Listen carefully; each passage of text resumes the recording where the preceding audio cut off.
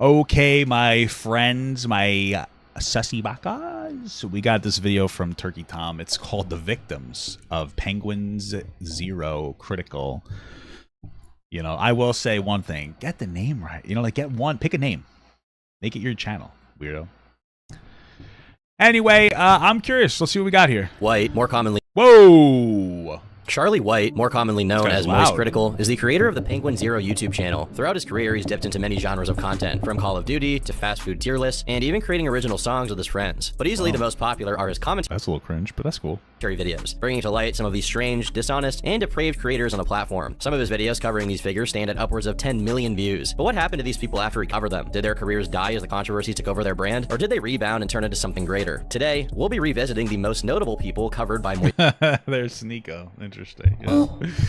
There he is, guys. Moist Critical to see where they are now. While dubstep has largely been reduced to memes nowadays, it's not hard to remember how unironically popular it used to be in the early 2010s. Channels would get upwards of 500 million views on a single song during its peak, and almost everyone found ways to incorporate it into whatever they were making. If you were on the Ronald Riz. Wow. internet around this time, there was no way you hadn't heard at least a little dubstep or EDM. Yeah, I wasn't on the platform, and I'm happy about that. Thank God. In 2011, Richard Geis would share his passion for this genre by creating Social Repose Music, a YouTube channel where he posted his own alternative electronic music alongside covers that were similar. Is this the guy that dresses in makeup and like screams? Social Repose, right? nature. After a few months went by, Geis decided to And he did this weird thing where he like invited a fan to his house. He's like, if you could find it, come here or something. And then she ended up, I think that she ended up self-harming or something because of it. So am I thinking of the right person, or am I just crazy? expand his online persona, adopting the moniker of just Social Repose. The channel slowly gained traction over the years, procuring a small but loyal fan base of people who enjoyed his music and occasional vlogs. In 2014, Rich created a specific look to his persona, Wow, interesting look. Incredible. donning a purple headdress and establishing a brand identity. Cultural appropriation alert. Kind of true. Kind of true. Became synonymous with his content. While this headdress did give the channel a unique look, it also offended some who viewed it as cultural appropriation. Oh, Rich shit. responded to these grievances after they became more prevalent, denying any accusations and disagreeing It can't be cultural appropriation if I buy it at Party City. That's the way that I look at it, okay? Because that's not a culture. That's a lifestyle. with commenters. So the only thing that my headdress has in common with a traditional ceremonial Native American headdress is its shape. Other than that, it doesn't resemble in the symbols on the headband. Well, I mean, the shape is like everything. It's like everything for clothing, no? The shape? And having symbols in general, not the same ones. Isn't that still... It's not... Okay, whatever. It is made from a different animal. It is dyed the wrong color. Shape is similar, but everything else is totally different, making And he has like a tic-tac-toe thing on his cheeks. it not a traditional ceremonial sacred headdress. Outside of YouTube, Social Repose had gone on tour, doing 20 live shows and slowly gaining more and more fans. Guys, it's not the same. I just appropriated it culturally and shifted it. One of the things that could be considered the channel's first big break was when he mimicked big alternative artist voices, gaining millions of views on the most popular rendition. Nearly His voice is not that bad, though. I will say. He's not that bad. 5 years after its inception, Social Repose had reached over 100,000 subscribers and it branched out to a wider variety of content. Things like reactions, commentary videos, and short skits were uploaded a lot more now. And as the channel got bigger, fans had gotten a closer look into the personality of Richie and developed a connection with him as a person. The same could also be said about his new girlfriend, Ayala, a content creator that Richie had been collaborating with for a while. The two would officially begin dating publicly, and after Oh, yeah, didn't he like cheat on her or something? That like, you know, that's not good, but it's like not, you know, it is what it is, right? I mean, words, Ayala appeared a lot People more melted frequently down on the over that. channel. From here, Richie got more comfortable with Ayala and even made a joke video where he faked a breakup with her. Unfortunately, the false reality portrayed in his video would soon become a very real one. Around this time, Damn. Social Repose had gotten another big break. Popular YouTuber Leafy is Here had recently covered his channel, and millions of people were about to see his content for the very first time. Social Repose is a YouTuber that makes vlogs, music videos. dude, I saw a picture of Leafy recently. You know, I've never been like a Leafy fan, you know, but like he looks rough. He looks like me when I was younger, and I was fat. I am fat still. He looks kind of terrible. Some people say he looks the way like the people he would criticize, and that's one of the things is that, you know, I'm not happy that I'm fat, but the benefit of being fat when you're young is that at least you know how to look fat. I know it sounds like a weird thing to say, but like, you know, you learn how to carry your weight better, and you have, you know, you got to shower a little better. You got a couple extra folds to go through. And you kind of have to do a little bit more work on it. And sometimes you don't know that. Sometimes it takes you a while to learn about that. So videos and dresses like a fucking bird. Now I have no issue with this guy's content whatsoever. I think that some of his vlogs aren't even that bad. To his and Leafy's surprise, the infamously toxic fan base of Leafy's You got a crush on Leafy when you were 17? That's incredible. Incredible stuff. actually responded positively to his music. This sudden surge of viewers nearly doubled his number of subscribers at the time, reaching almost 600,000 pretty quickly. Following this newfound popularity, Rich started collaborating with channels of a similar size, one of these being Jacqueline Glenn, another alternative-style YouTuber. The collaboration that ensued pretty much encapsulated the duo's ideology. I got to get my podcast channel, Rob and Dan, in the description. I got to get that one to pop off too. That's my. I think that one. That's what I want my legacy to be. You know what I mean? I think that's what I want my legacy to be. To be honest with you, so that'd be fun. A little podcast channel.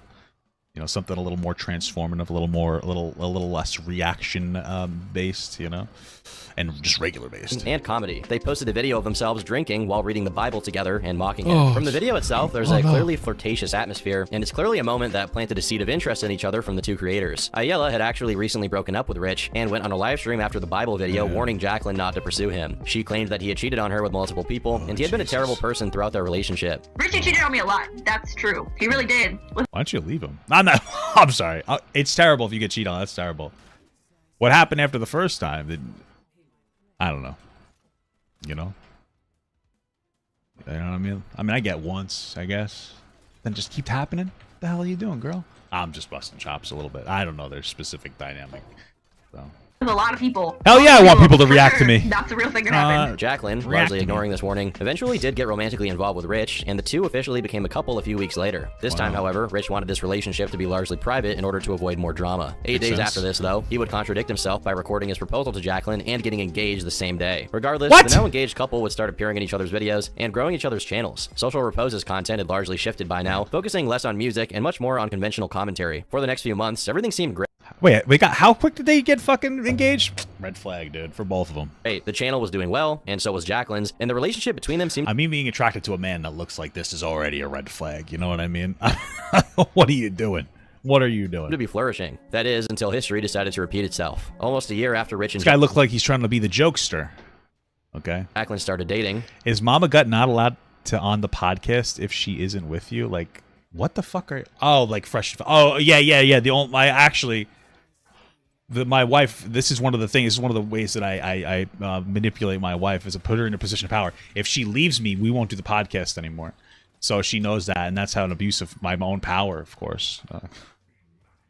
Me abusing my power as a large celery, a large YouTube celery, you know. And half a year after they had been engaged, Jacqueline would upload a video titled, "I'm an Idiot." Richie was so willing to, like, put me in videos, and, like, I just felt like he was so proud to be with me, and I took that as such a compliment. But now, we are not together anymore. There was this girl he dated briefly a few years ago. He reconnected with her after his last relationship ended, and they stayed in touch. And a few months after we started dating, like, officially started dating, he slept with her, and they stayed in touch throughout our entire relationship. The entire relationship. And on his most recent tour, the first date, it was either in New Jersey or New York, I don't know exactly where, okay? First date on the tour, she went to his show, and he pulled her into a bathroom for a quickie. I know this because I went through his phone and read his texts, and no, I don't feel sorry about it. Viewers were not happy, demanding that Rich explain himself. A few hours later, Richie and... I'm a cheater. This guy, he looks like a red flag, right? Well, he looks like a very pale flag, but you get my point. I mean, what are you doing? Why are you even dating this guy? You know what I mean?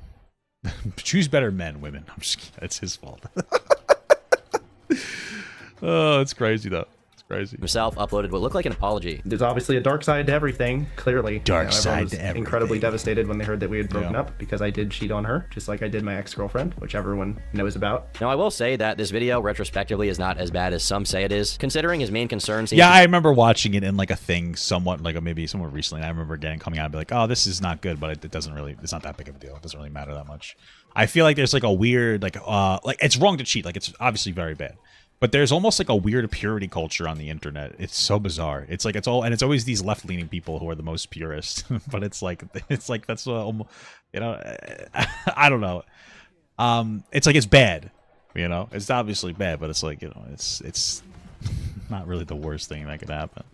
That's really between them. It's unfortunate though. But to be that his dirty laundry was aired, rather than stating that he had done nothing wrong. That being said, he also realizes that he probably shouldn't have dated another YouTuber if he didn't want this information to be out there at all. True. Especially considering he previously stated he didn't want any kind of publicity to his next relationship. And then he widely publicized his next relationship, which was with a public figure. The apology is also hurt by the fact that instead of just taking responsibility for his own actions, he does a lot of, well, she knew what she was getting into. If Rich hadn't created such a public presence with Jacqueline, then the issue wouldn't have blown up the way it did. But because they're I guess, like, kind of true, but also I imagine, well, for one, like, yeah, he cheated, so he's a high chance he'll do it again. Ah! But then on the other hand, I imagine they had the conversation, and he was like, no, here's 500 reasons why it's not my fault. It wasn't actually cheating because it hadn't had the same symbols. It was a little throwback.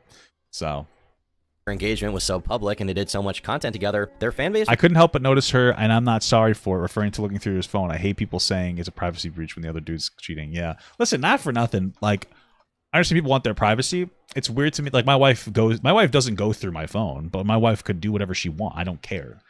Same thing with my wife. Like, we don't go through each other's phone, but, like, we touch each other's phone. I find it, like, weirder when somebody's like, I hate it when my partner touches my phone. Like, why? Like, what's on there? You know, the only time it's acceptable to be upset that your partner looked at your phone is when you're planning a birthday party. When you're planning a birthday party.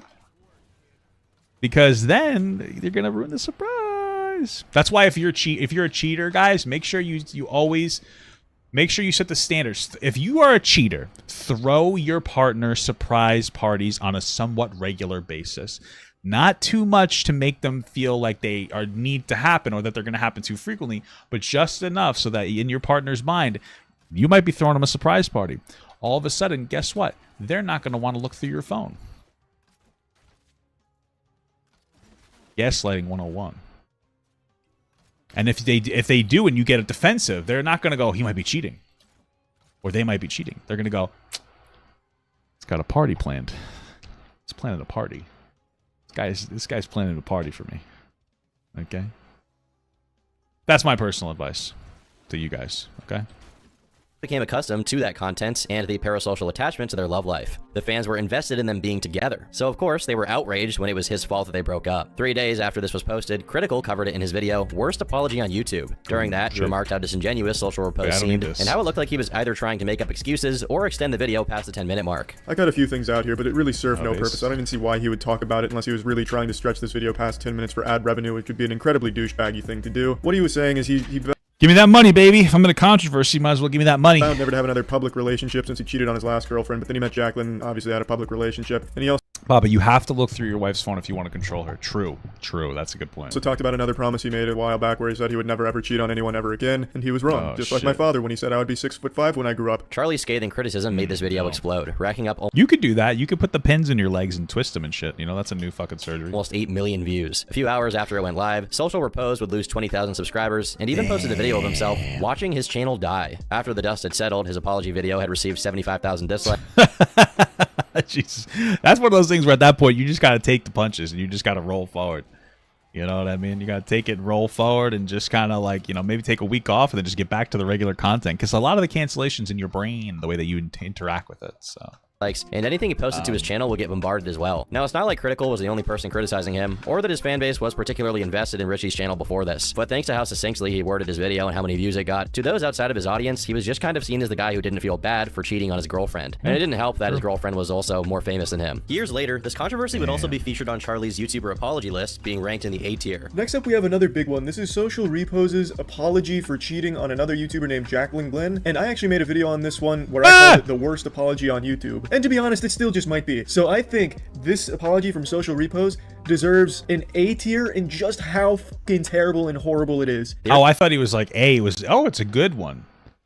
So he's ranking them based on how bad they were? Okay, interesting. The original video from Richie was uploaded on November 5th, 2017. And while he did receive a steady decline in viewership past that point, I think it would be facetious to say that Charlie was the sole cause. Richie himself was a part of the alternative music scene that began on sites like MySpace, largely tied to scene and emo culture around the band's Warped Tour. That's why many of his song covers are from artists like Panic at the Disco and Bring Me the Horizon. This scene was already having a... Let me just tell you something, though. It seems like a lot of the leaders of those bands, like Panic at the Disco, not that one specifically, but the people that look like that, they seem to be like they're basically adults playing Minecraft, if you know what I'm saying, right? Like there's so many like, oh, this guy did an Dobby Vanity. Is that a person? Is that a guy? Davi Vanity? Weird guy, I think. Declining cultural currency around the time his apology was released, and as a result, what he really lost was the audience that was there for him and Jacqueline's relationship, the people that wanted the couple content, because there was no more couple content. And while his most popular uploads are from prior to the breakup, it's not like he hasn't had videos crack 500,000 views since then, which is impressive for a channel as old as his. But realistically, the odds were already stacked against him. His content has become more infrequent after the breakup, and he hasn't made a huge effort to innovate with what he posts. So while Charlie's popular video was a fun scapegoat for his decline, in reality, look at this guy. He's all dressed up. there's no one to blame but himself. There are two kinds of people in this world. Those who know Riley Reid and liars. Even who's Riley Reid? Personally, I'm more of a proxy page or a Bailey J enjoyer. So, yeah. Even if you genuinely don't, you probably know the Davi Vanity is on Blood on the Dance Floor? Okay, whatever. You get my point. infamous motif that gives you a pretty good clue about what her line of work is. It wouldn't be a stretch to say Riley is one of the most popular adult actresses of all time, only being topped by a select few. Well, she's been topped by many, but you know what I mean. Riley has won several adult video-related awards, including Most Popular Female Performer, Best Actress, and even... One of my favorite adult films is Schindler's List, so I wonder where that ranks upon her discography, videography. Social media star of the year. In fact, she's gained so much widespread attention that there have even been mainstream memes centered around the actress's career choice. Riley, being very aware of these, has heavily leaned into the comedic side of the industry and largely embraced the memes. A good example of this would be a rap song she made in 2016 with lyrics pertaining to her more famous endeavors. Most notably, though, she infamously dropped the gamer word in the song. General reception of the song was pretty mixed. Which one? There's so many beautiful gamer words. With some viewers finding it great and others not so much. One of the few rappers that lives the life they rap about. This hits different when you're deaf. One viewer in particular especially didn't like the song. Critical, uploading worst rap ever created. In it, he essentially just roasts the lyrics while inserting most jealous YouTube content creator. Jokes along the way, critiquing how absurd the hypersexualized song was and how we did not find it that funny. In modern times, this video would be pretty out of place, but back in 2017, content was very different. Back then, if you wanted to watch commentary videos, you had to hop on your dinosaur and either watch a dude with CSGO surf gameplay or another dude dressed like a green alien talking about the weird objects his audience liked to mail him. The video by Charlie did pretty good and got a solid 4 million views. Yet Riley never responded and the subject was left to dissipate in viewers' minds. A year later, however, Riley would get mixed up with Did they have sex? Again. Charlie had quote retweeted a fan drawing of her in a certain position, spreading a certain something, and he talked about how he found it amusing that the artist used crayon to do this. The actual tweet he made is now deleted, but the video he made addressing what happened afterwards is not, and attempts to explain how he didn't see the interaction as that serious. He just thought the art was funny, so he wanted to say... He saw like somebody drew porn of Riley Reid in crayon? Oh, is there anything more to that?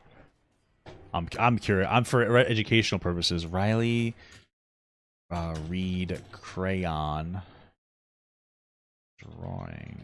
I just want to see what this is looking like here. I don't know if I'm finding it here. I don't think I'm seeing it here. Is there somewhere that it might be?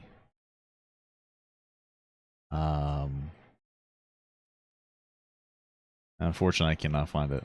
Say something funny about it, to the extreme anger of the artist as well as the adult star herself. And then I guess people found it and told the artist that I said that, and then the artist called me an asshole, and then Riley Reid retweeted that saying I'm an asshole, so then they were just double teaming me. And you know, it all stemmed because some people had to pay for that. It's a crayon drawing of a porn star's asshole. How is that not entertaining? The pristine artist of this piece responded after the video was dropped, thanking him for saying that she was talented, and that's where the situation pretty much ended. The actual video got they didn't fuck or anything? That's boring. 10 million views, but Riley and her career was virtually unaffected. Boring! She just kept doing what she'd been doing for the past few years to make millions. Fans had a good laugh, and that was it. Today, Riley has come out and spoken about how she regrets doing adult videos, saying how her family refuses to talk to her, and it ruined her perceptions of relationships.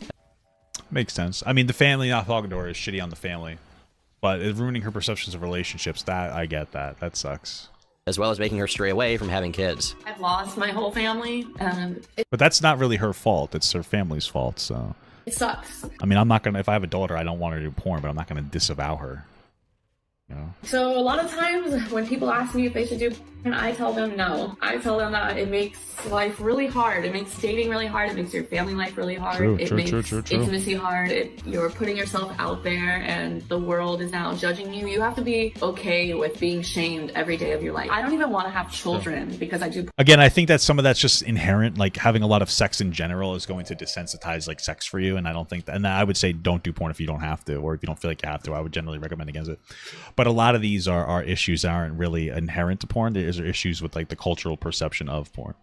But obviously, this was for reasons unrelated to Charlie, who just wanted to make fun of a rap song and fan art of one of the most popular female stars of our era. RiceGum is a YouTuber who rose to fame during the mid-2010s and used to be one of the most influential creators, really. Bro, it seems like Charlie hates RiceGum in this weird way. Like I don't remember what it was, but there was like a he was like going on like a tangent about how much he hates, and I understand disliking a guy, but Charlie seems to have like a personal vendetta against this guy. His claim to fame was his roasts and diss tracks, with the latter receiving over 100 million views on some uploads. If there was one word to describe his content, it would be hypebeast-centric. I think that's 2 words, but he made vlogs, commentary videos, and was always trying to insert himself into whatever controversy was going on. While he was a commentator of sorts, he didn't fit in with channels of the time like H3H3, who sought to poke fun at modern e-celebrity culture. RiceGum instead played directly into modern e-celebrity culture, constantly flexing his cars and how much money he made. This caught Critical's attention, which led him to post a video aptly titled DoucheTubers. Despite the slightly clickbait thumbnail, as the video had little to do with RiceGum himself, Charlie did hone in on the flexing from a similar content creator, Ryan Franklin, comparing him to Rice and calling them both very obnoxious. He is always flexing, and flexing is one of the main things with DoucheTubers. I really personally don't understand. Hey.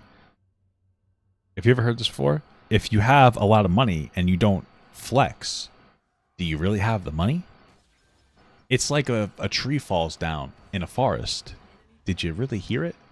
And why people will just stand for that. That's just so insulting and spitting in your face. Hey, you've supported me. Now I'm going to brag to you that you don't have these things, so fuck you. Which, you know, like, cool, whatever, I don't actually care. But apparently I'm a hypocrite because I complain about people doing clickbait, but then proceed to do clickbait myself. Now, I sort of get your point, but at the same time, your points I mean, it's a little hypocritical. are irrelevant, alright? They're dumb, they're stupid. I mean, I do the odd misleading thumbnail, the odd misleading title here and there. And if you're dumb enough to, like, you know, be misled and, like, actually go onto the video, like, I've clickbaited you, I won, I've got the extra view, like, you're so dumb if you've gone onto the video. I'm in firm agreement with Ryan on this point here. If you are a fan of Ryan Franklin, you are dumb, and you are stupid. And while the flexing from people like Rice was pretty insufferable, it hardly constituted calling him a bad person. Just a very, very annoying one. That is, until the mystery brand controversy happened. When you get any amount of audience to tune into your content, companies begin looking to market their own products to that audience. This comes in the form of sponsorships, which are a helpful way for independent content creators to make money. They've become especially prevalent since 2017, when Google's ads became a less predictable source of income. But that also includes brands with poor reputations. One such brand being Mystery Brand. Yes, that's the name of the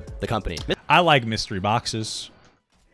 You know what I don't like? I cancel my Snack Crate membership and they just won't fucking cancel it. That actually pisses me off. They just keep sending it to me. I'm getting angry, and there's no phone number. Mystery Brand was an online gambling site akin to things like CSGO crate unboxing, but with real-life items. Users could purchase virtual mystery boxes containing various items, with the possibility of winning luxury goods like designer clothes, shoes, electronics, or even expensive cars. The allure of potentially scoring high-value items drew in a substantial amount of interest, and many of those interests... That's interesting. So wait, you would buy them, and then you wouldn't get them unless you cashed it out?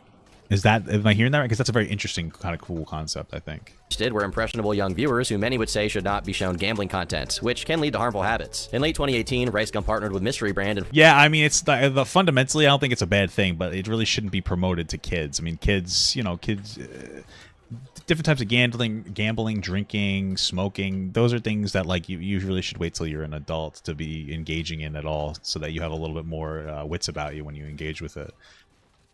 So this isn't something... I mean, I don't think that the product itself is that bad, but promoting it to kids is not good. That's my opinion. Promoted their platform to his audience in his video, How I Got AirPods for $4. Rice would win expensive prizes and continue encouraging his viewers to try their luck as well. Like, if they give me a fidget spinner one more time, bro, I'm touching my monitor. I'm just gonna have AirPod. Yo, I be still having the cords. Like, I don't even have these yet. I spent $4 for this. Yo, I just finessed the website. $4 AirPod. I'm not even gonna sell it back. I'm gonna ship this to my house right now. So you guys can see my balance right here. I started with like half of this, and then I just started opening stuff, got some cool stuff, and then I like sold back, so I made back some of the money. I'm up right now, though. Almost immediately, Rice's video faced backlash due to the nature of the sponsor. YouTubers like H3H3 and even PewDiePie criticized him for exploiting his fan base, which primarily consisted of minors, by promoting a potentially addictive form of unregulated online gambling. The ethics of endorsing a platform with no clear regulations or age restrictions came under scrutiny, sparking debates about the responsibilities of influencers when endorsing products or services. He made a video in partnership with Mystery Brand promoting their product, which is a gambling site aimed at children aspiring to be a douchebag. You know, those kids that are growing up watching people like RiceGum and Jake Paul going, Mom, Dad, when I get older, I want to be an asshole. One of the central issues surrounding RiceGum's involvement with Mystery Brand was the lack of transparency. Many viewers questioned the authenticity of the winnings showcased in his unboxing video. Allegations arose that the outcomes of the mystery boxes were predetermined, making it appear as though RiceGum consistently won valuable items to entice his audience, when in reality, it was very unlikely they would win anything good at all. News articles have been published explaining... I'm assuming that this Mystery Brand thing is, like, gone now. It's crazy that they just... It's fucking crazy that people just weren't disclosing these fucking situations, bro. But I mean, it makes sense. I mean, like you can just disclose it anyway. They're stupid kids. They're not gonna know any better. You know what I mean? They're dumb as hell. They're dumb fucking little kids. You could just lie. You could just tell them the truth. They're stupid. They won't even know. You don't need a lot of kids, guys. They're too stupid as it is. Ending the current controversy, and Rice, as a result, responded a few days later. It's true. I'm an asshole. Like, what was I thinking? Like, I can't really do much because I already did it. The damage has been done. You guys already saw a money-hungry side of me, and it is what it is. And there's nothing I can really do but say sorry and give you these Amazon gift cards. So I'm sorry. Weren't the gift cards like already satisfied at that point? Isn't that like the controversy there, that they were already satisfied? Like somebody already used them all or something? The apology was half good until it got bad, you know? It just wouldn't happen again. Amazon codes, $10 to $20, just a little giveaway. It's the least I can do after, you know, this, you know? Okay, have a good day, guys. I'm sorry again. I hope you guys can forgive me. Let's have a good year? Yeah, no? Okay, all right. That was something. All right. During his video, he basically expressed indifference to the criticism and had little remorse for having promoted this product. And just to twist the knife a little further, as a way to make it up to his fans, he promoted expired Amazon gift card codes as if that would make it all better. Critical, while slightly late to the party, still eventually— Like, why not just do real gift card codes? They were already used before the release. Like, yeah, why do that? How did they figure that out? Did they check it? He made a video detailing his view of the drama and Rice's initial response. Oh, hey guys, I stole a lot of money from you. I'm sorry. I got you this Subway sandwich. I hope that makes up for it. I'm sorry. I'm sorry. I'm sorry. I'm sorry. I'm sorry. Just such a blatant disregard for giving a shit about his fans. Openly just doesn't care. As the drama intensified, legal Has Charlie ever gotten a perm before? and ethical concerns surrounding Mystery Brand's operations and Rice Gum's promotion of the platform came to the forefront. Regulatory authorities began investigating the website, and Rice would distance himself from the platform due to the potential legal ramifications. And many in the public became even more angry once they found out Rice may have made upwards of $100,000 for this promotion. In a Verge article, the CEO of Mystery Brand— Scamming kids for $100K? Maybe it's worth it. would say, we do not need to physically own these cars or houses to include them as prizes in the box. If the user were to win such a prize, we would either offer them the exact money value of the prize, or our representatives would personally fly in the city of the winner and help them with the purchase of a car or house. And this obviously sounds very misleading given the nature of the ads. They advertise that people would win the actual item, not a dollar equivalent. And to this day, it's unknown how many people actually won items. I mean, I think it's an interesting concept to do like some kind of like a mystery box that's not pushed onto kids, of course, but some kind of like a mystery box that you buy virtually and you see it right there, and then if you want to, like, you can either use the value of it to purchase or help purchase a new one if you don't like the stuff, or you can cash it out and have it sent to your house. I mean, I think that that's kind of an interesting concept if it's executed well. So the service that are worth much of anything, what likelihood there is of winning these rare items, etc. If you go on Mystery Brand's site today, your antivirus software probably will try blocking you from entering. However, if you proceed forward, all you'll find is a blank page. It seems that no one can find out where the website went and what happened to all the money they made, leading some to believe it truly was a straight-up scam. In the same way that some influencers do rug pulls by promoting a cryptocurrency to inflate its value, it seemed like this company was created with the intention of being promoted by influencers, and as soon as the controversy began, they just shut down the product. Rice Gum and Jake Paul would not be affected after this controversy, viewing it as a small career setback and nothing more. Yeah, I mean, because their audience doesn't really care that much. That's what it comes down to. Again, cancellation, part of your cancellation is your audience, you know? This time, Rice had already become less active on YouTube, clearly losing interest in making videos and being past his peak of popularity. After a few years of sporadic uploads and a failed attempt to start a family channel— oh yeah, did he try to have a kid and it was like miscarriage or something? Sad stuff, man. Sad stuff. With two of his girlfriends, Rice would go into retirement in 2021, leaving many to wonder where he went. But in 2023, he made a comeback to the internet, streaming on Twitch and teasing that he would be exploring streaming contracts. With sites like Kick and Rumble on the rise, the independent platforms are always looking for more talent to bring new users to their sites. Rice, being someone with 10 million subscribers and a loyal following, would have no issue pulling upwards of 10 or even 20,000 people to watch his streams, and as a result, a bidding war began. Aiden Ross, someone who Rice helped out early in his career, infamously stated that he would leave his new home base, Kick, if they did not sign Rice Gum. Kick, if we do not do everything in our power to sign Rice Gum, we are f***ed. If Rumble gets— guys, we need to sign Rice Gum. I've seen his dick thousands of times. Rice Gum before us, we are f***ed, and I am ripping up the contract and going over there without a contract. Well, in July of 2023, Rice Gum announced he would be signing a deal with Kick's main competitor, Rumble. While the exact amount he received for his contract— really, Rambler?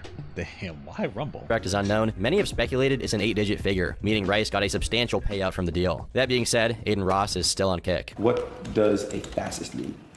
Whoa, incredible. It means you are a far-right authorization on alternative. Oh my God! With his return to the internet, Rice has been revisiting a lot of his old drama to comment on how he feels about it today, seemingly thinking he's owed an apology from those who criticize. Hey, listen, you know, if you're under fire, just talk about it and you make more money, I guess, right? Him in the past. That's something he did receive from iDubbbz, but Charlie maintains his hatred of Rice Gum even years later. He tried streaming GTA RP, but after getting insulted by the chat constantly, he eventually called it quits there too. I already know his whole fucking story, man. This guy's just such a fucking L. He was for a long time my least favorite person on the platform. So I kept up with him, man. I was like a full-blown hate watcher. He was a full-blown hate watcher.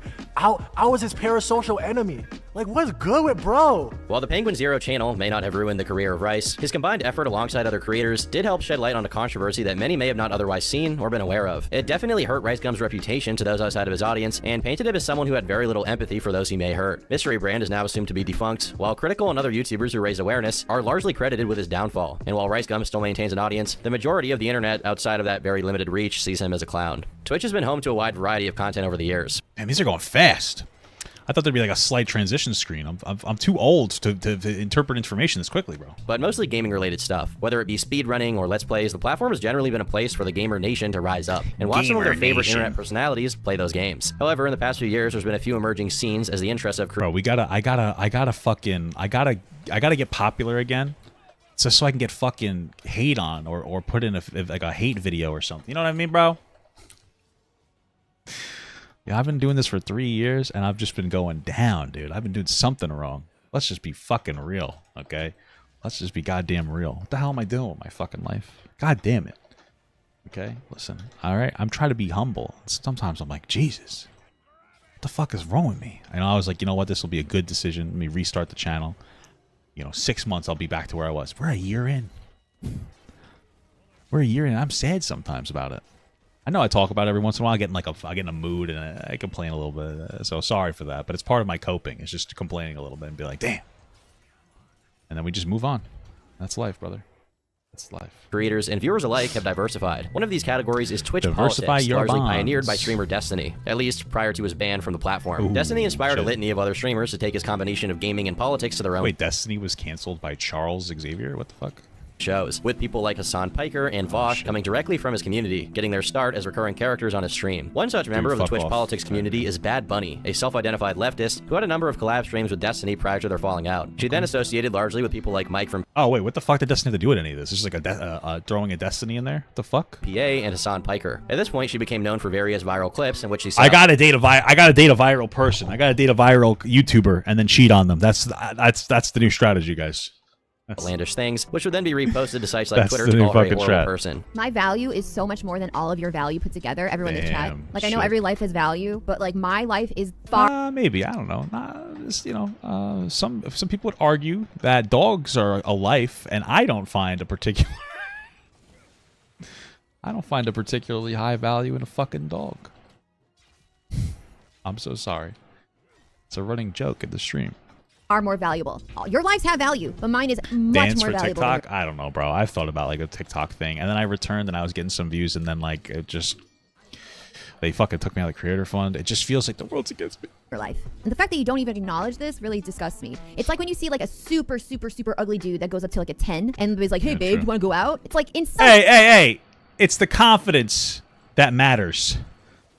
It's confidence that's inspiring confidence. You It's a don't good thing. realize what's happening here, do you? You think we're on the same level. That's insulting. That's mean. And the fact that you think, chatters, that you're on the same level of value as I am is, to be Jesus quite frank, Christ. insulting. Now, it's important to say that this clip is probably a joke, and as an entertainer, her actual opinions are often exaggerated for entertainment value. That being said, one of her worst tendencies would be ironically begging for money on stream when she felt her viewers were not donating enough. Please give me fucking money. remember wish I that. could, but I'm so poor. But thank you for streaming for us, even though some of us are poor bums. What happened to all my pay pigs? I'm on a pay pig drought right now. Every time someone doesn't subscribe, Nebble sheds a tear. What do you want from me, chat? What could I need to possibly do to make sure that this stream doesn't die because I can't afford to keep it going anymore? As a general rule for streamers and content creators in general, e-begging is frowned upon. It's a cheap way to guilt trip your audience into paying you when, of course, the real way to earn Give me money now. What the fuck? Who's snapping me? What the fuck are you talking about? My wife just texted me. Who's snapping me? There's no. You see a fucking Snapchat on there? I haven't looked at my phone. The hell is this woman talking about? Pissing me off. donations is just to make good, honest streams that viewers will want to donate to automatically. But that's a trial that's too turbulent for some, who would rather constantly remind their audience that they're not doing this stream for free. No, they're only there for that bag. Bad Bunny I'm only here for that bag, but I mean, there's a level of truth to that. My armpit itches. Oh, thankfully I don't make mostly. I don't think I really make any money on streams. I don't think I make any money. Like, I make some on memberships and stuff. Most of it's through YouTube videos. I just, I don't care to beg it. It's weird, But also, maybe I'd make more money if I was more entertaining. But I really just use the stream as, like, a way to make content. So, just have a little fun and talk to you guys. You like the picture of my wife? It's my favorite. Shit. It's a favorite picture of my wife that I have.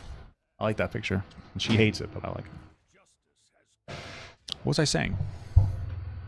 I don't remember. Let's go. Sin on a number of occasions, but to very little attention outside of her own audience. Unfortunately. Oh, yeah. I'll read the chat because you guys helped. Margo Lefty super chatted $1. Whoa! The guilt trip worked, baby! Woo!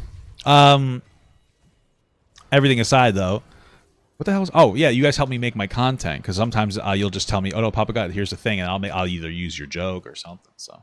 For her, in 2020, someone decided to clip one of these instances and then repost it to other sites. $5 a month. How do you have hours of time to watch me and not $5? I don't know. What are you doing with your life? You have hours of time to watch Twitch and not exactly, guys. Mine's $2 a month, and you're not a fucking member.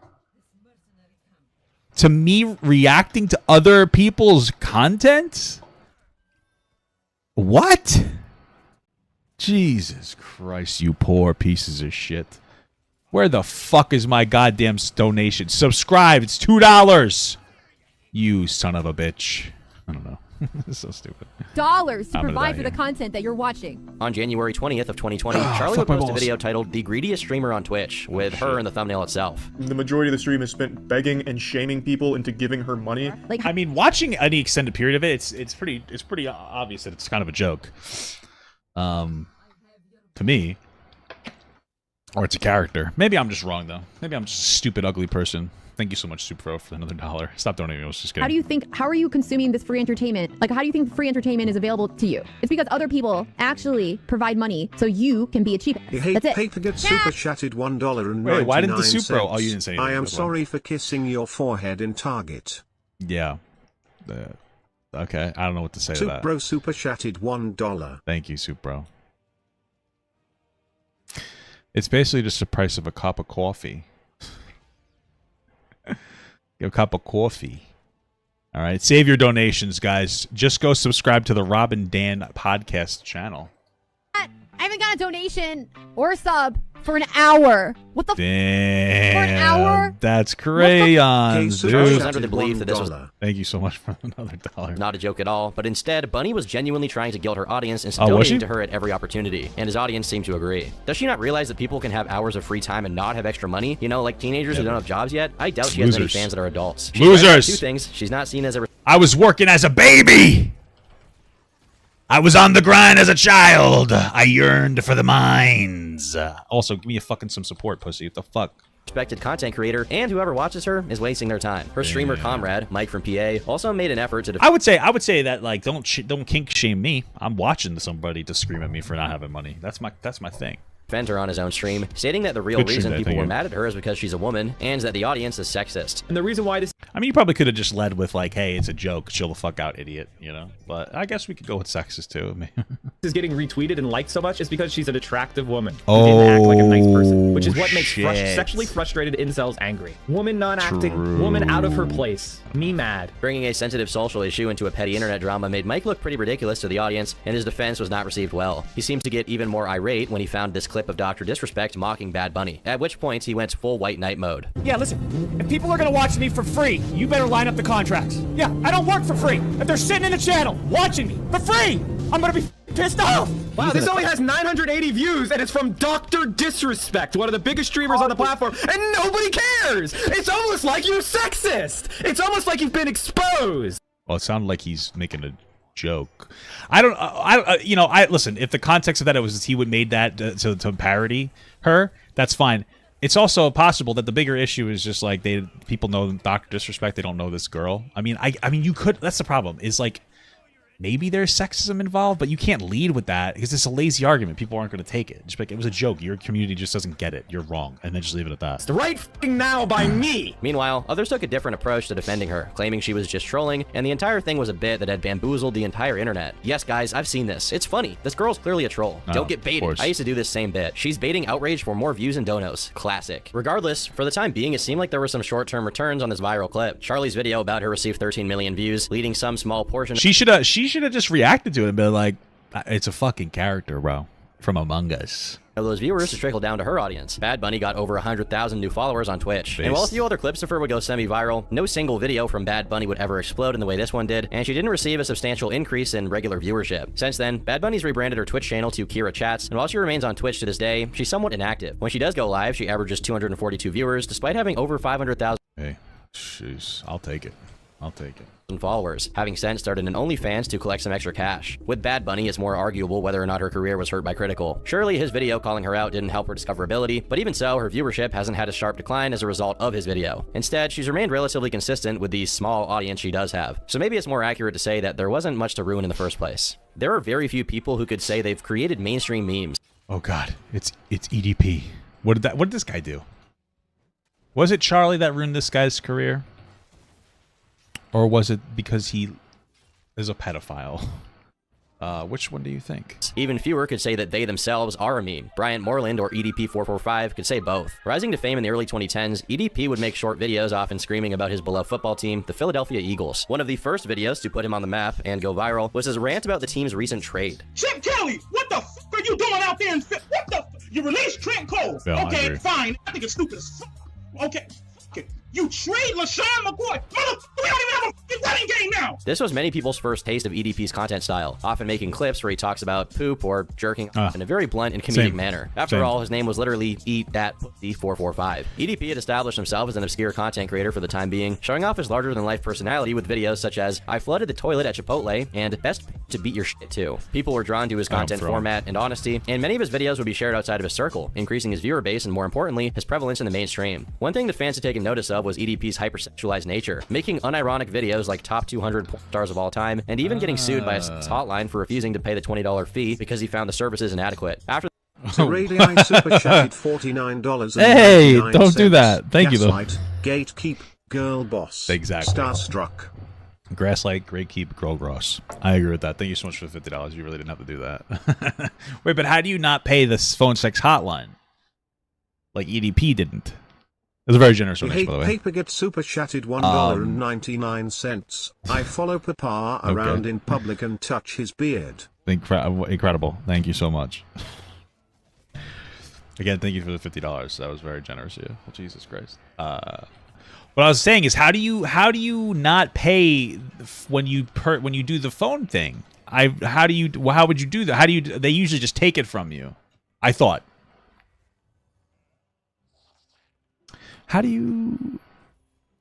Wait, what do you do? I don't know. For this incident, he promised to never call these lines again, mostly playing off this very real legal issue as a joke. Fans accepted this as just another byproduct of his online character, and with a name like EDP, you can't really blame them. Good evening, Twitter. This is your boy Eat That Pussy 445, and about like 30 to 45 minutes ago, I beat the f out of my so goddamn hard that I can't even feel my left leg. My left leg has went totally numb. EDP wasn't just making viral videos. His persona has slowly become the thing that was viral. People loved his straightforward attitude along with his absurd, wacky faces. It was almost like he was born to become a living that person. How do you say your name? Sarah D? Is your motivation to graduate so you can afford supporting Papago with a career? Thank you so much. I appreciate that. You don't have to be that generous, though, but I really appreciate that. Constantly pumping out uploads, it would be almost impossible to list all of his videos that have gone viral. Going on shows like Tosh.0 and even The Howard Stern Show, the sudden surge in popularity for him was clear. EDP's fame reached such a height that he even got invited to hang out with famous rapper Tyler, the Creator. What do you think the smell was like? What do you think he smells like? It was hard to hate EDP, and most people that weren't even fans of him would still say that they found him funny. Things were great until rumors started to swirl around potential allegations. What's this, you fucking piece of shit? Damn. What's this? Huh? What's this, motherfucker? In April of 2021, a Chris Hansen-style channel called Predator posted... I think this was like the 6th allegation, though. Like, it wasn't just one. There were so many different allegations against this guy for so long. People just finally started believing it. released a video showing text messages from EDP and confronting him in person. They had posed as a 13-year-old girl, and some of the texts EDP had sent were downright horrific. For obvious reasons, I won't get into specifics, but I will show this picture that was memed to death after the good night, princess. Give me a kiss. Here's a picture of my poo-poo. situation unfolded. That's the Riz EDP bomb had right gone there. in person to meet up with this 13-year-old. When the predator poachers confronted him, he would make excuses and talk about how he only wanted to go get a cupcake. Actually, he was acting. Idiot. You know, you don't know anything. He was just a fucking actor. You guys don't understand anything. You guys don't understand acting. I'm dead. Adding on to the pile of memes this controversy had already created. Again, so what brings you out here today?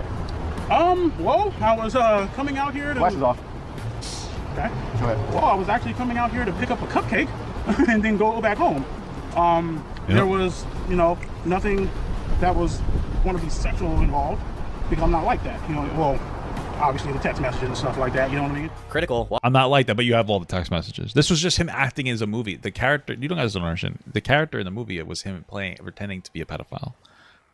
And they made it seem real. Watching this all go down, jumped on a live stream and began going over the footage. If viewers they removed like everybody going through this footage, I believe. They removed my shit off my channel and everything. It's fucking crazy. didn't know what was happening before, they most certainly did now. Charlie would upload a full version of the stream on his YouTube channel, which instantly gained 2 million views in under a day. He voiced his absolute disgust with EDP, barely even able to keep his cool attitude that was prevalent in most of his videos. The dude was genuinely angry, and you couldn't blame him. Want to bend you over my table and just want to throw you on my bed and lick you up. What the f? This is worse than like 50 Shades of Grey writing, and that's horrible. Today, this video has 16 How do you know? million views, and a comment section filled with... I could have sworn they took it down. Or they took some video down that I had. A lot of people, they did. People horrified that one of their favorite internet memes happened to be a pedophile. This was so painful to get through. Charlie's humor was the only thing that made it bearable to listen to, but I couldn't even watch the actual video. Scroll through the comments most of the time because some parts really hurt to listen to. Charlie had felt passionate about this controversy, uploading a second video detailing that while predator poachers did a good deed exposing EDP, they also had their own skeletons in the closet. The organizer, Alex, had his own sordid past, and just a general vibe of creepiness in some of the clips that had been unearthed. Yeah, Alex is like very edgy. He like uses racist shit all the time. He's just like, well, I've had a conversation with him before, and he like I don't know.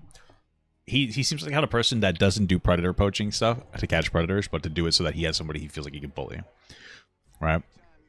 It's like the intention thing. The other guys they work with seem genuine. He even got called out by Chris Hansen. That's how bad it is. But the other guys seem genuine. Like they seem like they have like they actually care. They want to stop kids getting harmed. I don't think that this guy does. I think he just does it so that he feels justified in bullying somebody. That's all it really is. Charlie made note that Alex was also noticeably capitalizing on his time in the spotlight, making merch and actually withholding more clips and context so that the YouTube video could be monetized. It seemed to him that Alex prioritized making as much money as possible instead of exposing EDP. Despite this, Charlie made it clear that this didn't discount what EDP had done. The issue isn't that he waited for monetization or something. The issue is that he was constantly like, oh, hyping it up. Oh, I'm waiting for it to get monetized. Subscribe to this if you want to watch this. He was like just constantly baiting for it, you know? And he was in no way defending either of them. In his mind, they were both bad and both deserved backlash, but obviously EDP was the guy trying to groom kids, so he was worse. Yeah, the guy fucking sucks. Like, he's not a good person. He did a good thing, but he's not a good person. You can point out the good thing and also point out that the person is bad. It's not one or the other. It can be both. EDP's bad. Jack Goldstein, Alex, Predator Poachers Alex is bad. As a result of the controversy, several social media platforms and websites began banning EDP, and the predator poachers were also banned. YouTube was the first to take action, demonetizing EDP's channel before terminating it altogether. Twitter and Instagram also banned his accounts, preventing him from accessing some of his biggest platforms. Additionally, various forums and websites where he had a presence, such as Discord servers and fan communities, immediately distanced themselves from him and disallowed his participation. But he was now a liability to any business he associated with. The backlash against EDP was intense and widespread, some people arguing that he should face legal consequences for his actions, while others maintaining that his online presence should be permanently removed to protect potential victims. Regardless, legal action unfortunately never happened due to the poor planning and execution from the predator poachers. As a result of this, official authorities dropped the case, letting EDP walk as a free man. Fortunately, he couldn't walk very far because he's morbidly obese. Obese, not obese. That's a term of endearment. Being an obese. I'm an obese, but you know what I mean? That's what I should have made my name. I shouldn't have been fucking Papa God. It should have been obese or something. I wonder how much I would have changed because of that, you know? I wonder if my audience I would have drawn in would have been a little different. Uploaded an official EDP update half a year later. Despite the controversy fading away, people were still keeping tabs on him, looking at the jobs he was trying to get by, and even tracking down the motel he was staying at. Charlie found this amusing, commenting that this was exactly what someone of his caliber deserved. This is like when Shia LaBeouf put a flag in the middle of Bumble nowhere, and people on 4chan found it using star constellations and airplane routes. They're finding EDP in his suitcase across the country. A global game of Where's Waldo. With no way to get a legitimate job, EDP constantly tried to make new accounts on platforms that aren't mainstream in an effort to reestablish his online career. having to resort to a streaming service known as Big O Live, EDP would... I forgot about that. Bro, they kept him on TikTok for so long, too, because he was on there. He had like 1 million followers. And what's one of the things that, like, there was a fake EDP account that was, like, verifiably and easily, like, understood to be fake. I remember seeing it, and like Charlie and Mudahar called that one out, and I was like, this is not real. And then guess what? And then I said, like, now if he makes a real one, he's not going to get called out. Guess what happened? He made a real one, and it went to like 1 million followers, and it was finally banned, but they didn't talk about it because they misreported it originally on it, which is, it is what it is. But it's like, you know, you think you would want to fact check that first, but you know. Is what it is, brother. It's only a mistake if your audience calls you out for it. Attempt live streaming on this back alley platform, only to get dunked on by everyone viewing it. Critical had taken notice of this and made it a habit to update his audience on what was going on with EDP, potentially dissuading onlookers from accidentally supporting someone they didn't know the background of. But he hasn't been banned on there, and he's been doing live streams and trying to make money that way. But the live streams are basically him just getting dunked on by the people that still follow him. He's like that clown at the carnival where you pay money to throw a ball to dunk him in some water. So that's where he's like making his living, I think. EDP, I'm such a big fan of you. Like, I'm being so serious. Thank you. How's life been? Like, why did you come to Big O? What the f is Big O? This app. Oh, you mean Bigo? Oh, yeah. I know what the f you're talking about. Like, you can find some bad bitches on here too, bro. You can find some bad bitches. Listen, man, I'm cool on that bullshit. So you don't want bitches, but you want kids? Block him. He's gone. Get him out. You back for that nasty big ass bitch. Just don't make that bitch. Get that ass. Got him. Like touching on little kids. Want a cupcake? Bryant eventually found a way to get on TikTok without getting banned. He couldn't even figure out how to fucking do it himself, like ban himself. Not only that, but he actually started blowing up, reclaiming some of his fame, and getting millions of views. It seemed that most TikTok users had barely heard of the situation that happened, so they were either happy to see him for the first time, or to see him again. TikTok is also known to have a user base of mostly children, or boomers, so that could have been a contributing factor to this as well. Charlie, now furious that he was so easily able to regain a part of his following, uploaded EDP445 made a TikTok, and it's very popular. Yeah, I don't think that was his TikTok. Because I remember covering this. That wasn't his. I'm pretty sure that was somebody else's. He literally had a link, and it's like, oh, follow my cousin. And it was just some random fucking person. It wasn't his. And then that one got banned, and then he made a new one that took so long to get banned. That's the funny part about it all. Displaying an attitude of pure disgust, Charlie remarked how genuinely sickening it was to see TikTok allowing EDP on the platform, citing that it was a much larger problem with the community as a whole. Which is why no community's been welcoming him back. Like, it was literally just like a low quality re-uploads of his Instagram. It's fucking crazy. Onto the platforms, except for TikTok, because it is a platform that is notorious for not giving a shit about the safety of the kids on there. And make no mistake, a lot of the user base is kids, but they don't take it seriously there. There's been so many cases of horrible shit happening on TikTok, and the people that were behind it still doing just fine to this day. So I'm not surprised that EDP found TikTok as a place to call home, and he'll probably continue to do well on that platform, which is extremely sad to say. A few months after his return to TikTok, EDP tried to make another return to YouTube, but instantly failed after Critical and Mudahar called on fans to report the channel. This somehow sparked a ban from TikTok right after, making his career plummet once again. EDP had now been banned from what seems like every single platform, and well, that's not necessarily true.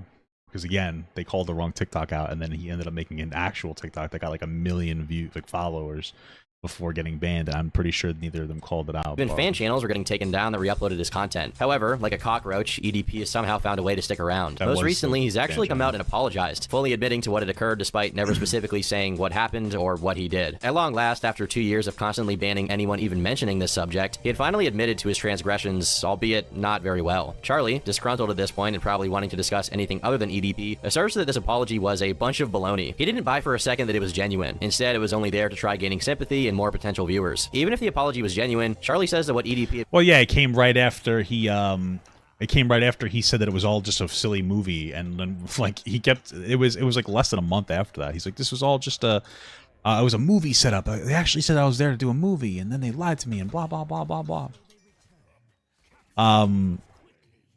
So like obviously it's not genuine. He's just doing it because he has no other option.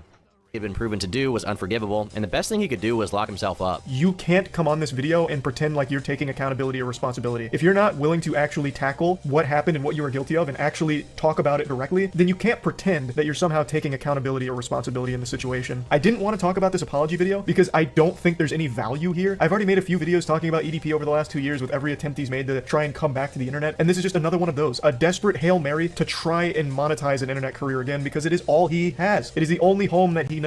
So he keeps trying. but this is just not something that you can come back from. Thus ends the story of EDP445, forever banished to roam the cupcake aisle at Walmart. Through all of this, Charlie has consistently updated his enormous fan base on new developments and what to look for, making a total of 9 separate videos discussing Bryant Moreland's life. Some have said Charlie was just milking the situation after the enormous success of the first video. However, it really seems like he's trying to get the word out to as many people as possible. Whether you think he's milking it or not, the fact that he's keeping up with EDP and potentially saving viewers who don't have the full context from watching him is a commendable effort. Any way to shift attention from a self-admitted predator is a good thing. And as for whether or not Critical killed the dude's career, well, trying to screw kids will usually end your career anyway, but a channel as large as Penguinz0 signal boosting the allegations certainly doesn't hurt. Nicholas Perry, or Nikocado Avocado, was probably not the most— yes, I saw his entire anus hole on his OnlyFans. It was interesting. It was interesting. I don't know what else to say. You know, it could have been worse. Could have been worse. Famous mukbanger of all time, but he may be the most infamous. 2 steps ahead. I am always 2 steps ahead. This has been the greatest social experiment I've come to. How the fuck is this guy 2 steps ahead? He just rides in like a little, whatever they're called, like a scooter. The fuck? No.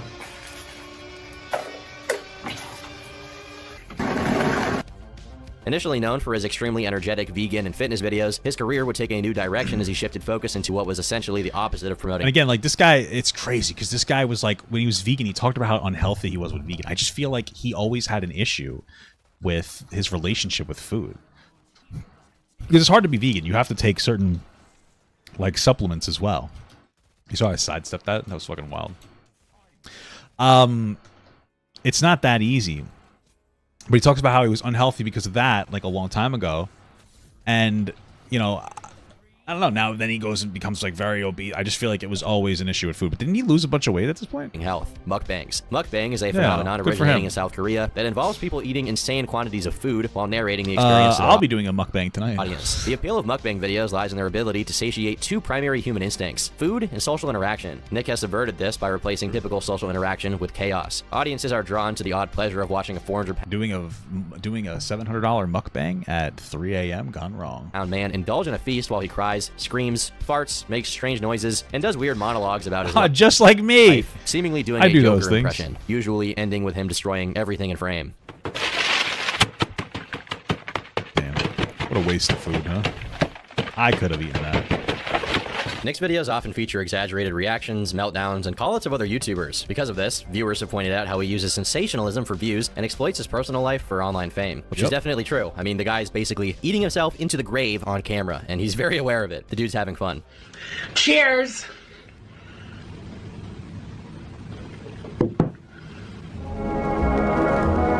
One thing very consistent with Nick's content is his idiocy. Not genuine idiocy, but his over-exaggerated performances of trying to seem like a doofus when he's clearly not. Nick has only ever seemed to be serious a few times, but even then, the way he talks— You know, I feel like Nicholas Cr1TiKaL, you gotta say it like that. He reminds me of, like, Ben Shapiro. You know what I mean? Like, in the face, and, like, he's a smart guy. They're both smart. You know, different kinds of smart, of course. Am I the only one that's like sees that though, or what is it?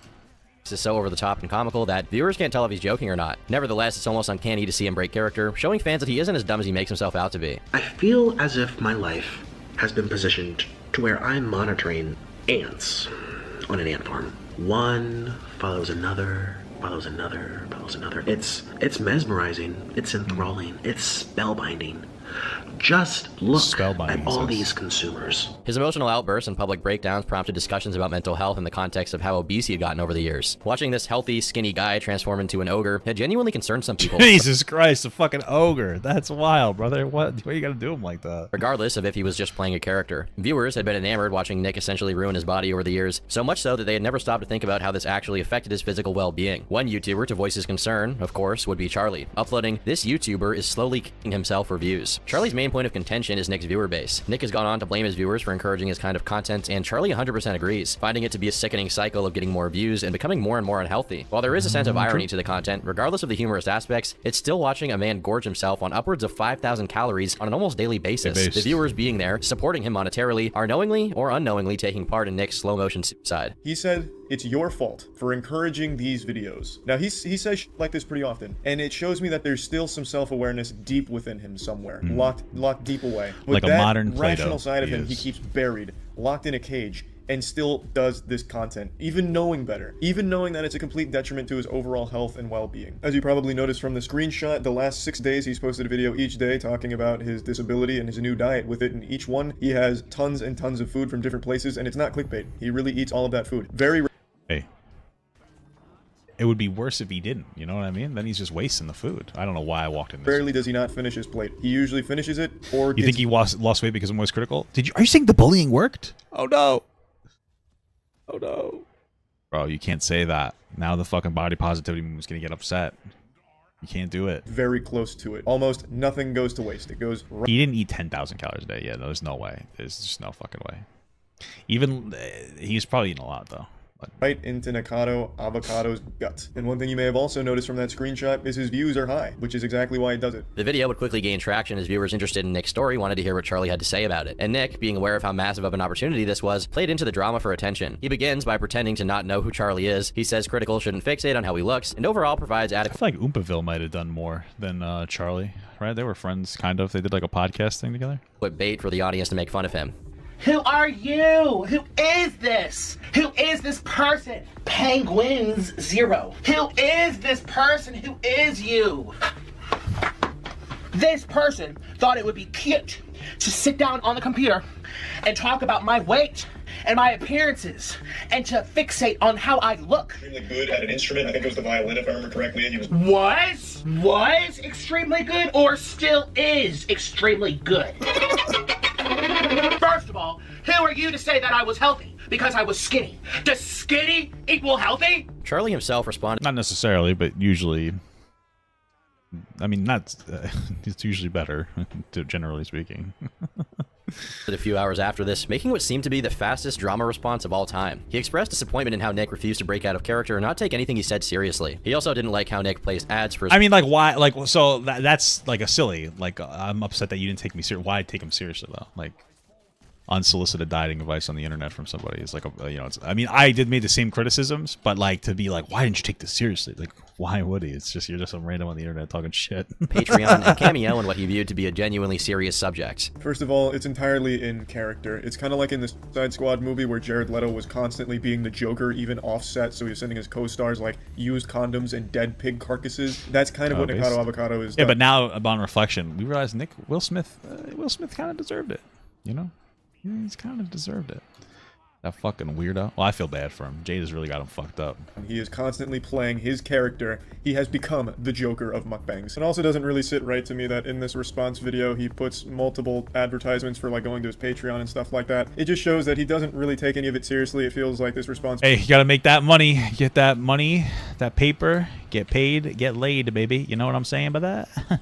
I'm gonna die again. It was just made to capitalize off drama clicks. Like, you know, I just feel like he's never serious anymore. It's always in this act, in this character. This would be Charlie's final response video. After a back and forth, Nick responded to his complaints of not being genuine by screaming, plugging his cameo, and continuing to stay in character. With no response, Nick made another video titled Penguinz0 and Mr. Beast Ruined Me, this time eating Mr. Beast burger while having a full-on meltdown. Oh, what a just smart. It's a smart way to do it though. Despite two different clear attempts at baiting Charlie to respond again, he never would, apparently realizing that Nick would never make a serious response and was just thriving off of the attention. Charlie had clearly lost any hope that Nick was willing to lose weight and live a healthier lifestyle, so instead of feeding the flames and continuing to respond, he just stopped outright. The Nick and Charlie drama subsided after this, and the two went their separate ways. Nick continued to make mukbangs and gain weight, while Charlie continued to make his commentary videos. That is, until late April 2023. Apparently, Nick had lost 89 pounds. Now, this is also the same video where he slobbered himself with pizza, but progress is progress. Hey, you could still do a mukbang and lose weight. You just have to count those calories, baby. Seeing this on Twitter, Charlie made a video expressing his happiness that Nick had lost almost 100 pounds, and goes on to say that he hopes he reaches an even healthier weight in the future. And I've always maintained that it would be amazing to see him start losing the weight. And now to see him actually start taking steps down that path, I think that's fantastic. And I have nothing but amazing things to say about that, and a huge round of applause, because there's a lot of— Hey, I love.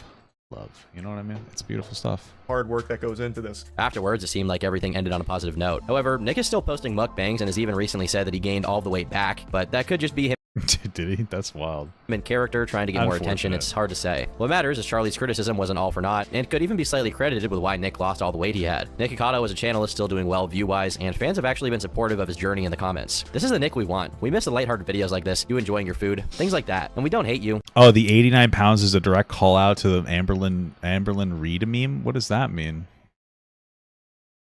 Is that like a thing that she said she lost weight? Interesting. We just want to see you happy and healthy. Hopefully Nick sees this support as an indicator that he doesn't have to be fatally obese to pull views, but only time will tell. Sneako is a controversial figure to say the least. Starting out as a more introspective video essay YouTuber, he would carve out a niche for himself in the digital hellscape by making videos that tackled deep topics, like sexism, religion, social media addiction, and so on. Over the years, he garnered a devoted following by making thought-provoking content like his series, The 1 Minute Podcast, a show where he interviewed strangers on the street and discussed a wide array of nuanced and sometimes controversial subjects. But there was a turning point in Sneako's career that arrived during 2022, coinciding with the rapid rise in popularity of another prominent figure, Andrew Tate. As Red Pill content became more popular, Sneako saw an opportunity to evolve his channel further and gain a new audience. I wonder if that's true. On the street and discussed a wide array of nuanced and sometimes controversial subjects. But there was a turning point in Sneako's career that arrived during 2022, coinciding with the rapid rise in popularity of another prominent figure, Andrew Tate. As Red Pill content became more popular, Sneako saw an opportunity to evolve his channel further and gain a new audience. Maybe. I mean, he already had that audience, though, right? He was already kind of like so this is the thing, because I know people love to like jerk Sneako off and like his older content and stuff, but he's really, from what I see, always just emulated other people. He always just looked at other people that he respected and just said what they said without any critical thought. I think he's always been as dumb. I think he's always just been this dumb. He was just like putting on like a facade, and then Andrew Tate is the new like fucking mommy cow that he's slurping the milk out of, and now he just acts like that fucking moron. I think that's always been what it is. On the street content, I'm also like, I didn't watch really any of his content, so I could be wrong, but frankly, based on the way that he acts now, it's very clear that that's all he does is he just parodies other people. But on the street content, you have to be very careful about that, because people go on the street and then you're looking for an answer, and it was, if you're going on the street and you want to have a discussion about how feminism is bad, you go on the street for 4 hours and then you cut it into a 10-minute video, and it's like, oh, okay. Like, yeah, you really, yeah, there are some dumb, you can find dumb people if you stand outside for 4 hours asking hundreds of people, you'll find a few, so. He began live streaming on his second channel, Sneako, on a daily basis, covering more and more controversial subjects and promoting Andrew Tate heavily. His channel began to grow exponentially after this, and he kept pushing on full steam ahead, often espousing outlandish opinions on stream and interviewing controversial political figures. His stream got so big that it became one of the largest on YouTube, regularly getting around 20,000 live viewers. His willingness to explore contentious subjects often led to heated debates, drawing the attention of an even more wide-ranging audience. Unfortunately, due to some of the opinions he was espousing, such as his takes on the election and vaccines, his channel was eventually terminated for violating the YouTube community guidelines. Sneako quickly I think that's a lazy way to say that. Like, what really was the trigger was like him like making those like very sexually, like, I mean, call it sexual harassment of that one content creator, Chad. Nick is Not Green was a fucking psychopath when he's like, it was simulating sexual assault. Like, stop, you're being a baby. But that would still be considered sexual harassment in any workplace. And, like, he was going too far. He was told by people like Abin, like, yo, you need to chill out. Like, you're going too far. You're being too provocative. You're doing shit that would be considered against the guidelines. And then he got a strike for that. And then he uploaded on his other channel, even if it was just like, whatever, I got banned. They considered it band evasion, and they got rid of this platform. It's not just as simple as, like, oh, some COVID misinformation. It's not. It's a lot more than that. He was being an obnoxious little fucking baby. So migrated to Rumble and is hosted. Who was he copying before the refill? Where did you get the pop? It's just a feeling. I've never heard anyone make that argument or show proof. Not even Destiny. Okay, I'm making that argument.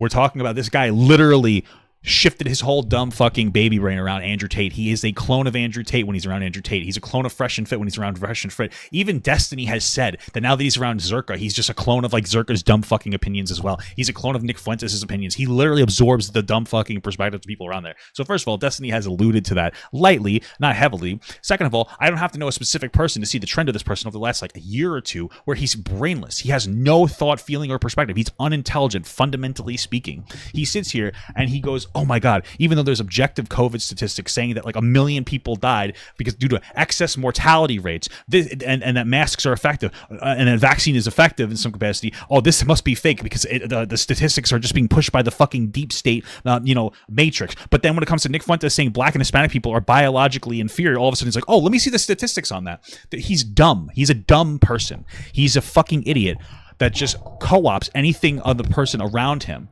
right? That's what it comes down to. And so it's not unreasonable to say, I think that he's always been this person that was just looking at other creators that he respected the opinions of and then expressing them in a shallow capacity. And he came off as intelligent because he was just listening to other people who were intelligent and just saying those things.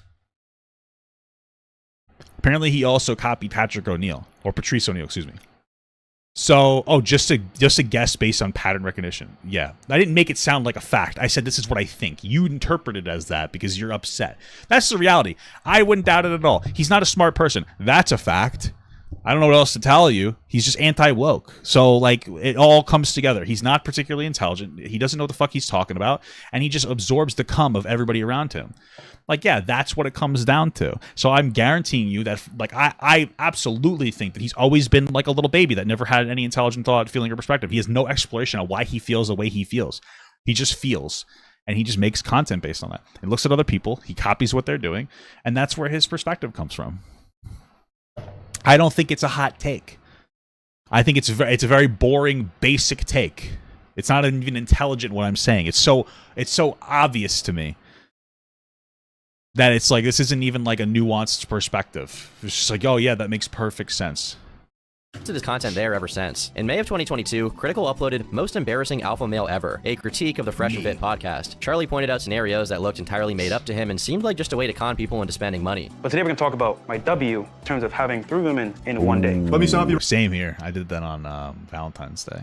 You know, but it's kind of disgusting when you look back. I had 3 dates for Valentine's Day. It was actually 2 girls on the first day on Valentine's Day and 1 girl the next day. Not at the same time, but like, you know, we all did. You know, I was a little bit of a player. You know, but I look back on that, I'm like, wow, what a shame. What a disgusting man I am. You know, disgusting guy I am. I really think that's so gross, bro. I look back.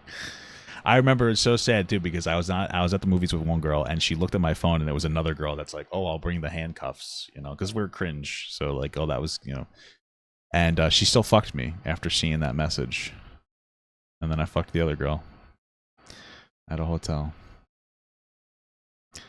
It's terrible stuff. Do better, men. Do better. Right there. I already don't. And then I fucked the other girl outside of a Pathmark parking lot after. Or no, that was before. Yeah, whatever. Don't believe you. It's super hard to think that anything they say is real when they constantly make stupid fucking claims like this one. There is no reality in the entirety of the fucking multiverse where this man has slept with 1 woman, let alone over 1,000 of them. Doctor Strange. 1,000's a lot. Could peer into an 1,000 women. Like, what are you really doing at that point? Like, how do you do 1,000 women? My body count's like low 20s. You know what I mean? Like, how do you do 1,000? Like, are you even getting any mileage out of that? Because for me, I would like do like serial monogamy. Well, kind of. I'd have a couple girls like at the same, like a rotation-ish kind of thing. I'd date a couple. But like, you know, you date a few girls at a time, and then after you get bored after 3 months, you just move on. You know. Normal male behavior. Never find one where this guy slept with 1,000 women. They just say a whole bunch of made-up bullshit constantly. Apart from the occasional comment, nothing had really come from this video in terms of controversy, until a few months later. Sneako would come across this video and would take a huge issue with Charlie's take, getting so heated that he paused the video to bring up a picture of his girlfriend, who he then made fun of his girlfriend. Proceeded to roast. Yeah. I'm not gonna say names. Someone texted me. He's in a monogamous relationship.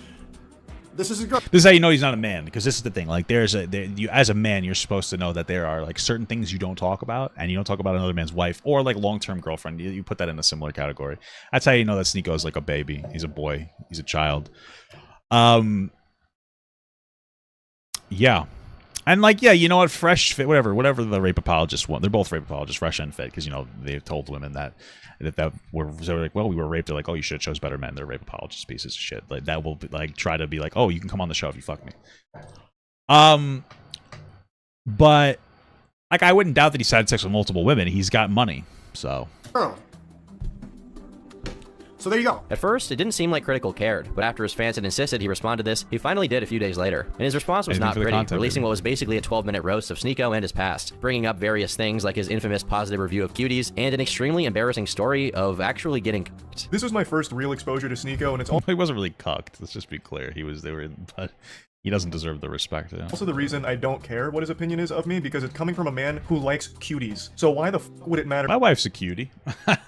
if he thinks I'm a bitch or anything like that. It legitimately couldn't mean less coming from a guy who openly defends a softcore child production. But well, it's not what it is, but okay, I understand the criticism. I couldn't help but take notice of one of his more recent viral clips where he... Like, I think that I understand people being uncomfortable because they use like child actresses for that, absolutely. But I watched it because everybody was freaking out, and like Sneeko was like, oh, it was about you know, a woman who leaves being, or a girl that leaves being Muslim and goes back to it because she realizes it's better. And I was like, okay, let me just watch this. I watched it. There were some uncomfortable parts, but the movie does a good job setting the tone that all of it's disgusting and it's all inappropriate. And it's kind of a coming of age story. You know, it's really not as bad as people say it is. I'm not saying that you have to love it. I get the criticism. But the movie sets a good job. It's not even close to anywhere near a softcore child porn. I think that, like, you know, I understand the criticism. Again, I think that if you couldn't sit through the movie, though, you probably, like, it's a maturity issue for you. You can sit there and go, like, you know, this is gross. I found this uncomfortable. But none of the moves that they were doing were sexy moves. Like, I wasn't, they weren't particularly exciting. They were mostly embarrassing and just stupid, right? Like, that's the tone that the movie set. They did an excellent job with that. So, and then it's actually a story about how the girl, like, it's actually about how the girl is very, like, Muslim and sees her mother getting abused by her father, and then she goes too far the other direction, and then that fucks her up, and then she just decides to be a regular kid at the end. So, you know. Openly defends getting... If anything, it's actually against religion. Imagine seeing a girl you love, like, get her? Yeah, I do. I love it. Yeah, I love her. I was about to say I love this bitch. I'm like, no, let me not say that. I love my queen. My queen. And you allowed the love of your life to get by another man. What happened to the other man? I'm crazy. The first time, as soon as I saw it, like 3 pumps in, I just got up and walked out. I'm just like, I can't. It is a legitimately super sad thing to sit there and listen to, because Sneeko is very clearly bothered by that whole situation, but is trying to play it off like a deeper message, like, no, this is actually a good thing, and in fact, I recommend every guy out there try letting their girl get f***ed by another man. Then you'll know if it's real, if this is the person you want to spend the rest of your life with. It is f***ing tragic. Sneeko's response to this was not so subtle. Pattern recognition. This collage is everyone who advocated for my cancellation. Fight back and follow my rumble. Well, it didn't go viral. It did the picture is kind of funny, though. Get Charlie's attention, who didn't pull any punches. Holy shit, you pathetic, sensitive, soy little worm. Worm. You notice I'm not, you notice that I'm not on there? Okay. You might argue that's because I'm irrelevant. Why are Nab and Preach on there?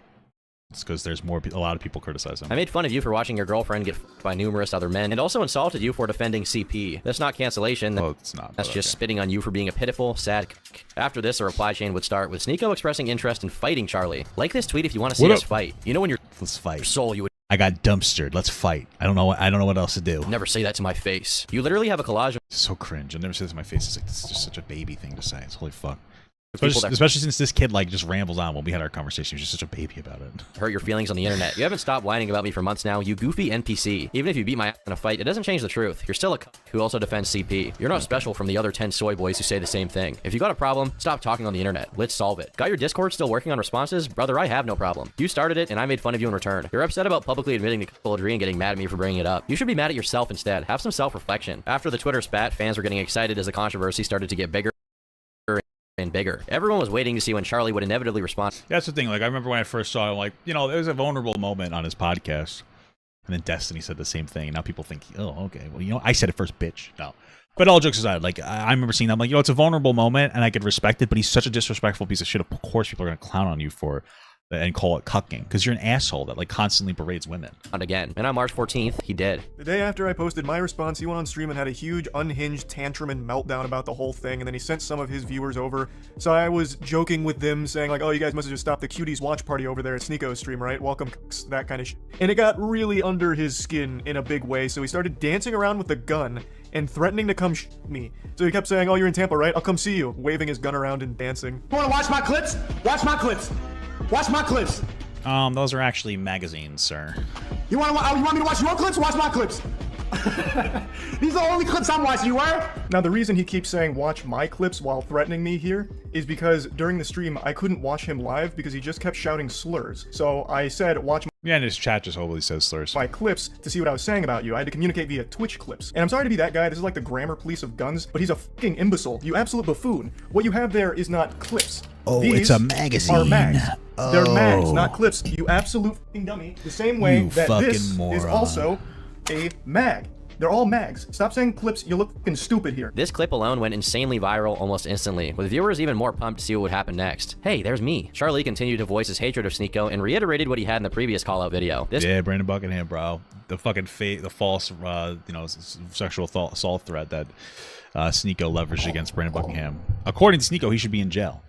Time, however, he made a point to detail how Sneako had been trying to avoid a fight with Brandon Buckingham, another creator that he had beef with. So this puffing out his chest of challenging me to a fight is clearly attention. That's what it feels like. Because you don't have the same energy for Brandon Buckingham. Brandon Buckingham is more than willing to fight you any day of the week. But with him, you don't want to do that for some reason. Why? Do you not stand by your beliefs when it comes to Brandon Buckingham? He has said all the same things about you that I am saying about you. So why is he exempt? Why don't you want to fight him? Cr1TiKaL clearly had no intention to fight, but Brandon did. After this response was uploaded, it absolutely blew up in views, gaining 13 million hits. The audience watching remarked how it felt like they had never seen such a blowout in one's favor, with Sneako left in the seat once again. On March 15th, this nature's attacking me. KSI joined in on the Sneako hate train, posting a meme referencing the story. Sneako, stop ducking Brandon Buckingham. He's down to fight. Don't. True. I mean, you leveraged a false assault accusation against him, saying he literally threatened to rape my girlfriend. No, he didn't. No, he didn't. They were fucking beefing, and he's like, "Oh, your girlfriend. Well, I'm gonna come through and fuck your girlfriend like she wants me to." That's like. Tell me, Sneako was scared. It's not a literal anything. Drama surrounding this situation was hitting critical mass, and it felt like everyone was looking for ways to cock-a-doodle-doo. Look at KSI jumping on the bandwagon. To dunk on Sneako. Nothing else even needed to be said by Charlie, and for the most part, it seemed like Sneako had taken the definitive L. Despite this, on April 1st, Cr1TiKaL uploaded I Talked to Sneako, shocking almost everyone involved. We just haven't liked each other. We haven't seen eye to eye on many things, so our internet beef has become this fine Wagyu steak. It's been this very tasty, juicy bit of drama between the two of us, and today it finally boiled over and we had a conversation. Charlie would go on to say he was shocked by how easy it was to have a conversation with Sneako, and he was expecting him to be much more aggressive and defensive, but in contrast to his videos and tweets, he came across more reasonable. Sneako wasn't right about cuties. What are you talking about? What do you think Sneako thinks about cuties? Just tell me. Just explain that to me in the chat. This was a very laid-back, very calm and collected Sneako who was actually more than willing to concede. But he was standing up on some of his points, as well as see different sides of situations. And I didn't expect that. And I'm very appreciative of that pleasant surprise as well, because I went into this with pretty low expectations. But after finishing our talk, I'm actually pretty curious to see where Sneako goes next. Obviously, this wouldn't resolve it. He's just hanging out with white supremacists, being racist, and be the black people and shit, and like Fresh and Fit. I mean, like Adam Preach. So yeah. Every issue between them, the pair still disagreed over influencer responsibility towards audiences, along with ideological differences. But apart from that, the conversation had gone pretty well. After our conversation.